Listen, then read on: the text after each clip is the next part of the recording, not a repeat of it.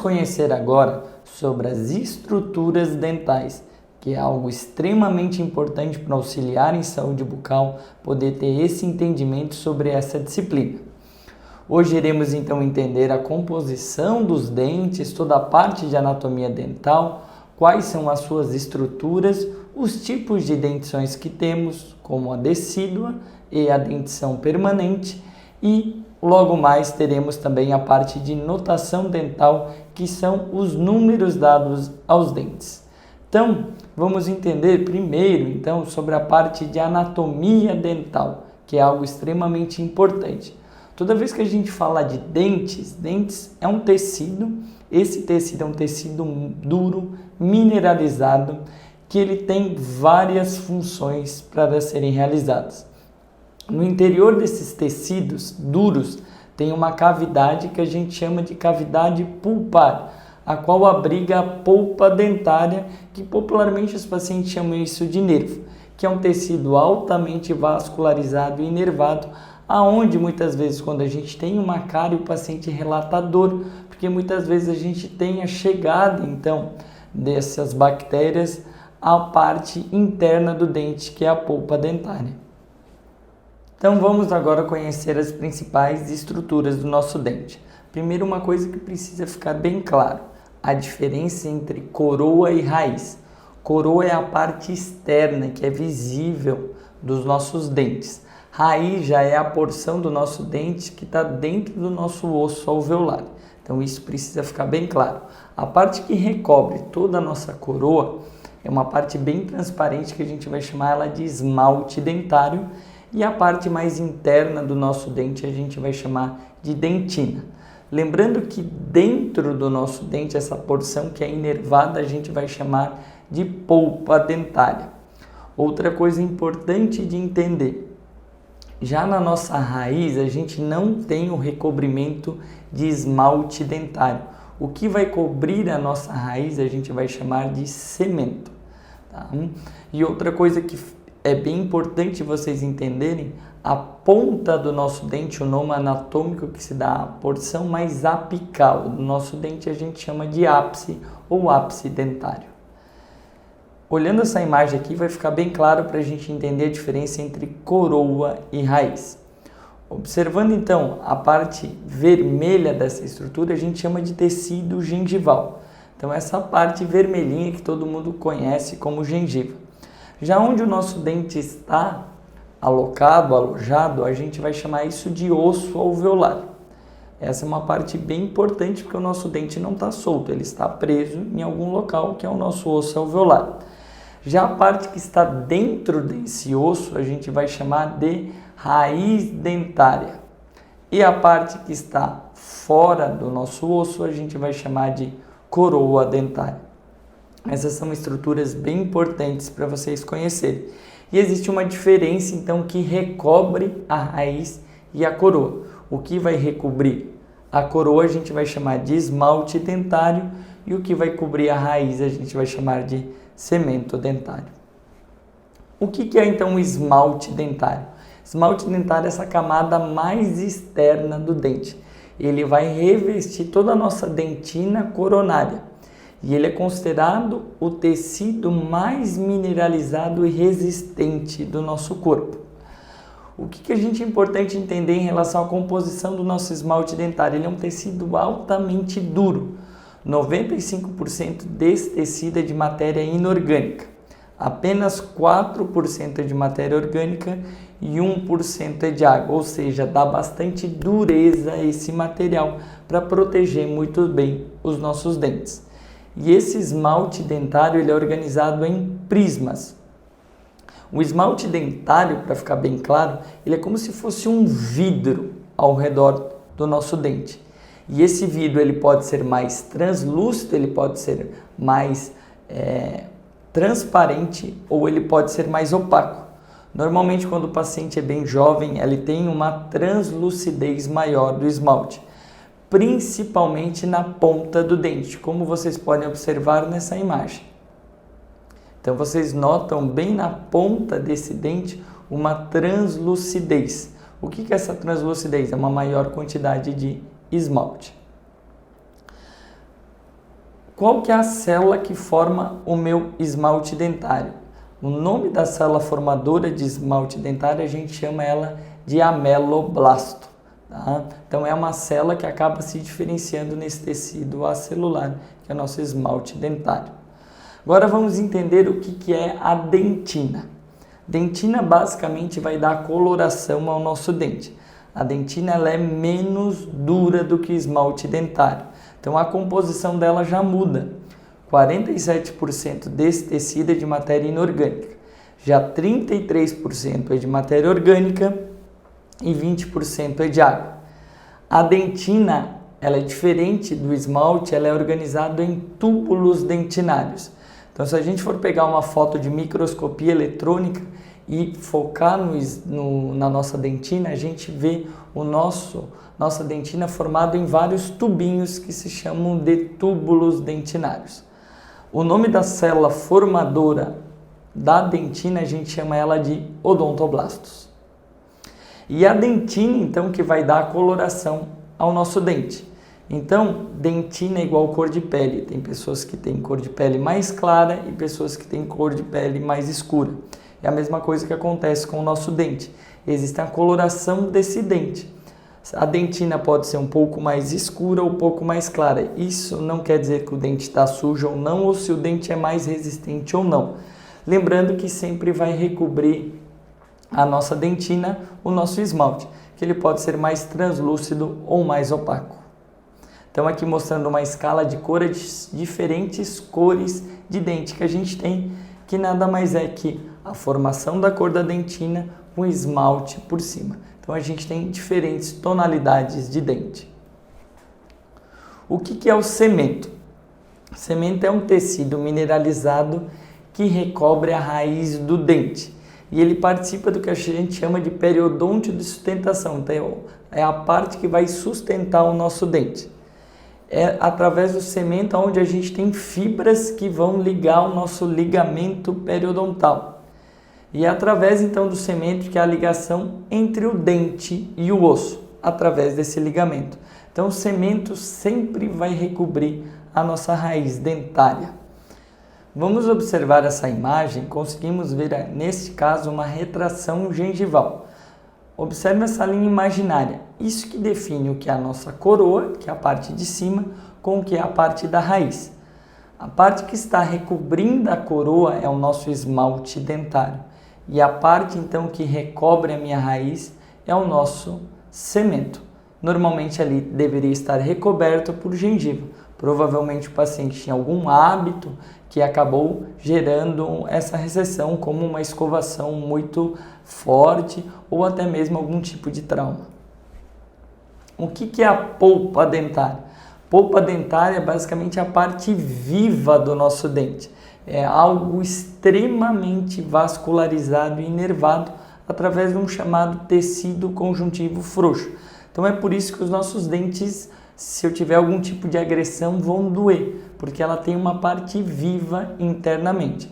Normalmente o paciente chama isso de nervo. A polpa dentária é um feixe vasculonervoso que penetra no nosso dente através do forame radicular. O que é esse forame? Lá no nosso ápice da minha raiz, eu tenho um orifício onde vai entrar essa inervação. Então, esse dente consegue se comunicar com todo o corpo. Por isso que muitas vezes o dentista anestesia uma inervação e a pessoa não tem sensibilidade em um ou em alguns grupos de dentes. Uma coisa importante, então, para vocês avaliarem nessa imagem. O ápice da raiz, como a gente falou anteriormente, é a ponta da raiz, e o forame seria esse orifício onde a inervação entra e vai chegar, então, na porção interna, que é a polpa dentária.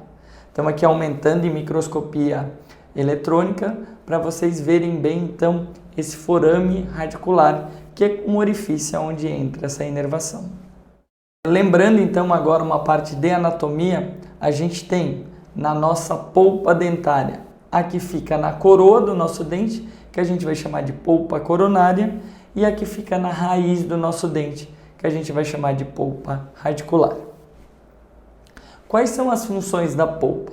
A polpa não serve só para doer, ela tem várias funções muito importantes. Uma delas é indutora. Então ela tem um papel primitivo na diferenciação do epitélio bucal em lâmina dentária, onde vai dar a formação dos nossos tecidos, como dentina e esmalte. Ela tem a função formadora, que é diferenciar em alguns tipos de células para produzir dentina. Outra função é nutrição. Ela nutre o nosso dente. Outra função ela é de defesa. Ela pode produzir uma dentina terciária, que seria uma barreira contra algum agente agressor.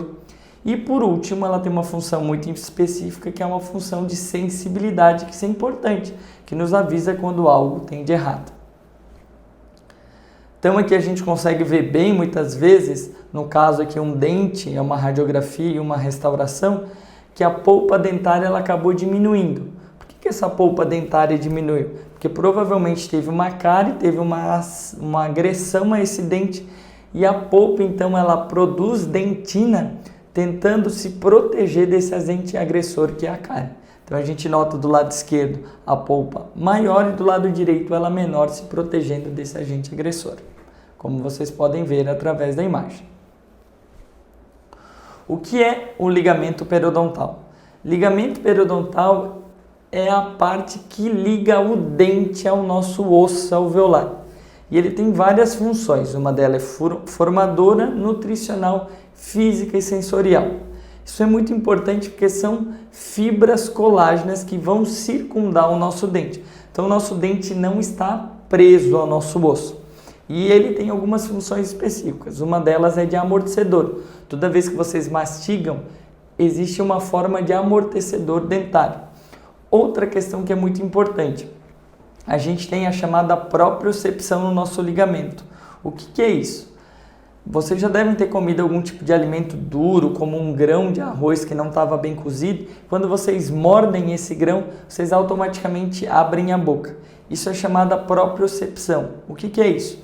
É uma sensibilidade a algum tipo de alimento que pode ser mais duro, que faz com que a gente abra automaticamente a nossa boca.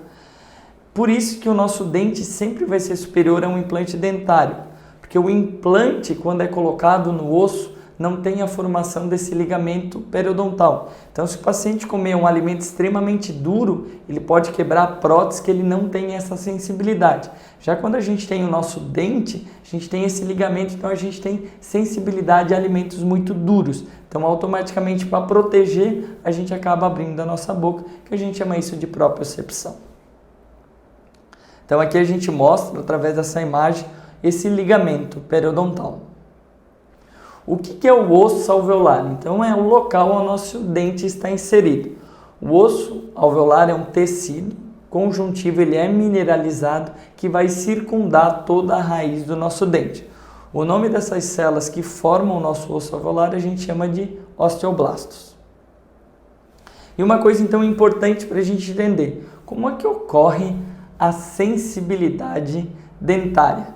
Por que às vezes a gente toma algo gelado, ou alguns pacientes relatam que tem sensibilidade dentária com quente e muitas vezes com frio, que é mais frequente? Uma coisa que é bem importante entender, o nosso esmalte, ele protege o nosso dente, a nossa sensibilidade dentária. Quando eu vou ter sensibilidade dentinária ou dentária, que a gente chama? Quando eu tenho um estímulo à dentina. Então, quando esses túbulos dentinários estão expostos. Quando esses túbulos dentinários vão estar expostos? Quando normalmente eu tenho a exposição da minha raiz. O que acontece com isso? Normalmente eu tenho a exposição da minha raiz, esse cemento ele é diluído na cavidade oral e aí sim os túbulos dentinários ficam expostos e qualquer agente, muitas vezes frio, eu tenho uma sensibilização desses túbulos dentinários, aonde vai gerar um estímulo na polpa e esse paciente vai ter uma dor. Então, uma coisa que é importante, mas o cemento, ele não protege a dentina na nossa raiz? Protege, só que esse cemento é facilmente exposto ao meio bucal, então ele se dilui rapidamente, então ele acaba sendo exposto, vai expor a dentina e aí sim a gente tem a sensibilidade dentinária. Então, o nosso cemento sempre vai recobrir a nossa raiz, só que diferente do esmalte, que ele aguenta ficar na nossa cavidade bucal, ele não se dilui, o cemento ele é facilmente diluído. Agora vamos entender sobre as dentições dos seres humanos. Basicamente, o ser humano tem duas dentições. Uma delas que a gente chama de dentição decídua, que são 20 dentes, e outra dentição permanente, que são 32 dentes. Então, inicialmente a gente tem os dentes decíduos, porque são dentes menores e um menor grupo, porque a nossa face é menor e está em desenvolvimento. Depois a gente tem os dentes permanentes, então esses dentes não crescem, isso é algo importante. Então a nossa face já está maior para abrigar uma maior quantidade de dentes. Então a dentição decídua, ou dentição, como popularmente as pessoas chamam de leite, ela representa a primeira dentição. Por volta do início do 6º mês, a gente tem a erupção dos primeiros dentes, normalmente os incisivos inferiores decíduos. Essa dentição, diferente da dentição permanente, ela sofre a esfoliação, ou seja, os dentes caem. E essa dentição tem a mesma função da dentição permanente. Por isso que a gente tem que cuidar muito bem. Muitas vezes os pais acabam não levando em consideração os dentes decíduos, falando, mas esse dente vai cair. Mas ele tem a mesma função dos dentes permanentes. E o que é fundamental entender, esses dentes também têm polpa e eles também doem. Então a gente tem que ter um cuidado igual a gente tem os dentes permanentes. Uma coisa que é importante, a dentição decídua ela serve de orientação dos dentes permanentes e preserva o espaço nessa arcada dentária. Por isso é tão importante eu permanecer com meus dentes decíduos até a hora exata para eles esfoliarem e caírem. Tá? Se eu perco esses dentes precocemente, eu posso perder espaço na arcada dentária e não ter espaço para os dentes permanentes erupcionarem. A dentição decídua ela é formada por quê? Uma coisa importante de vocês entenderem. A gente tem os grupos, que são os incisivos, tanto os incisivos centrais como os incisivos laterais. Nós temos os caninos e nós temos os primeiros e segundos molares. Nós não temos o grupo de pré-molares na dentição decíduas. E normalmente a dentição decídua nós temos espaços entre os dentes. Isso é algo importante da gente entender. Eles definiram os espaços como espaço primato. O que é isso? Espaço primata normalmente é um espaço que a gente tem entre o incisivo lateral e o canino no arco superior e entre o canino e o primeiro molar no arco inferior. Normalmente o nome desses espaços dão espaços chamado espaço primata.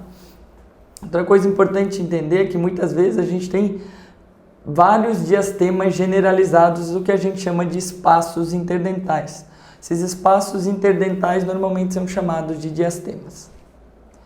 E aí é uma coisa importante porque existe uma classificação chamada do autor de Balme, que foi feita em 1950, que classificou o arco em 2 tipos. O arco tipo 1 é quando a gente tem espaço interdentais. Isso é bom porque a gente tem um melhor prognóstico para quê? Porque os dentes nasçam mais alinhados.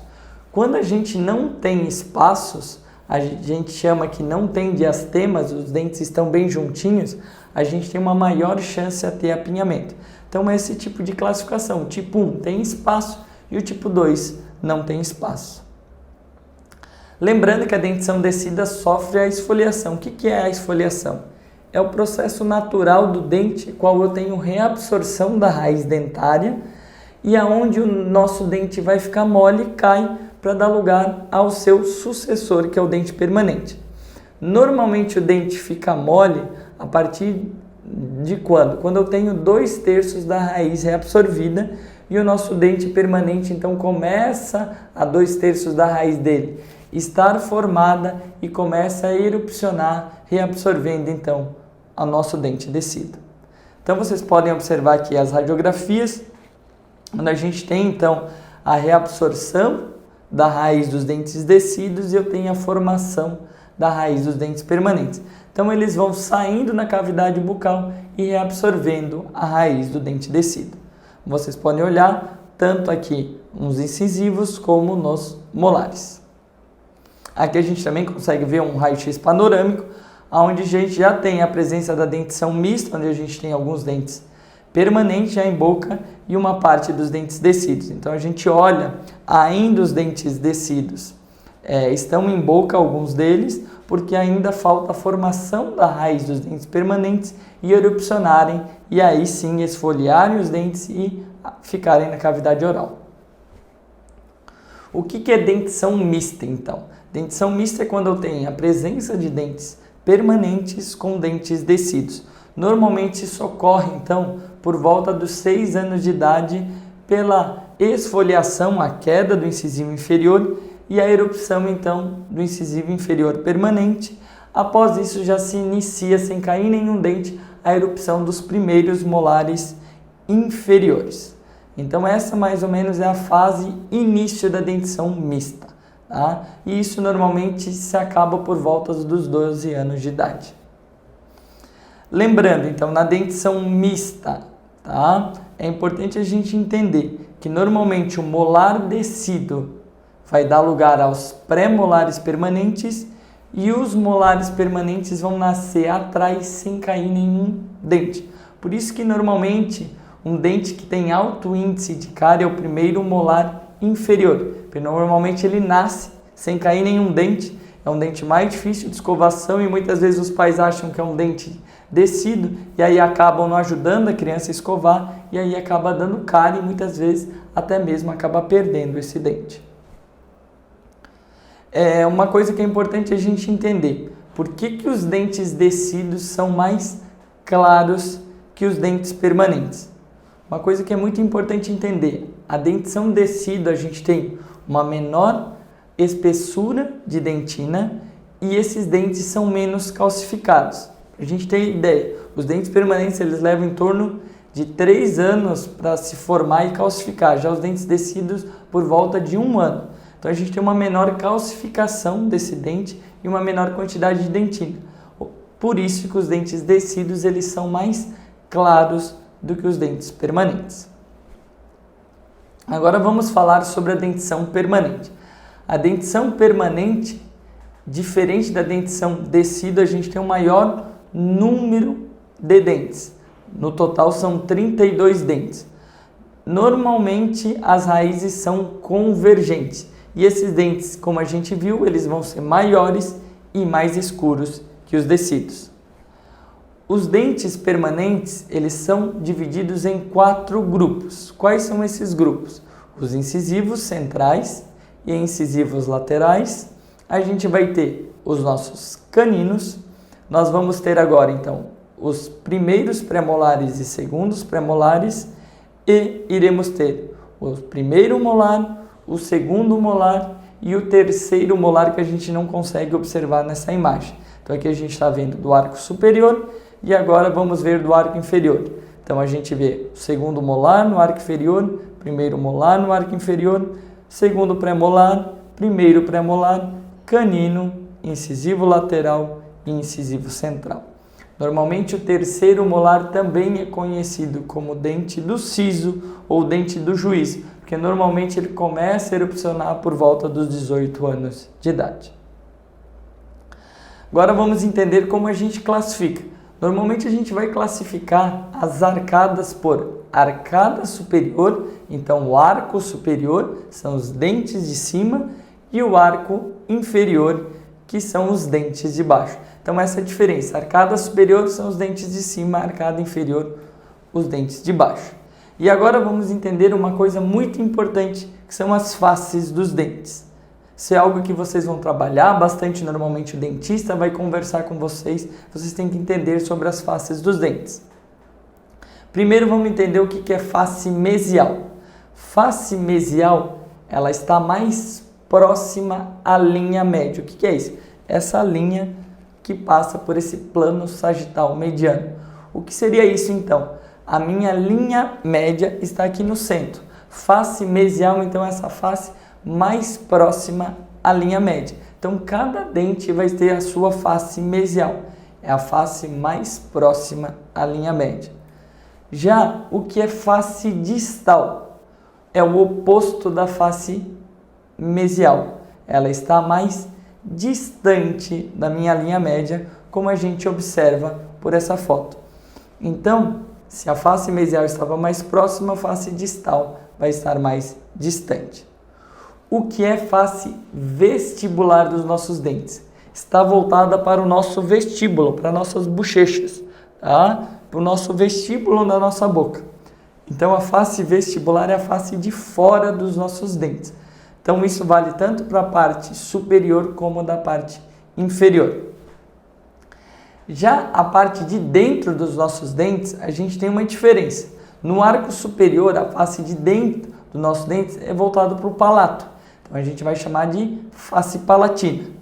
Já no arco inferior, a parte de dentro dos nossos dentes é voltada para a língua.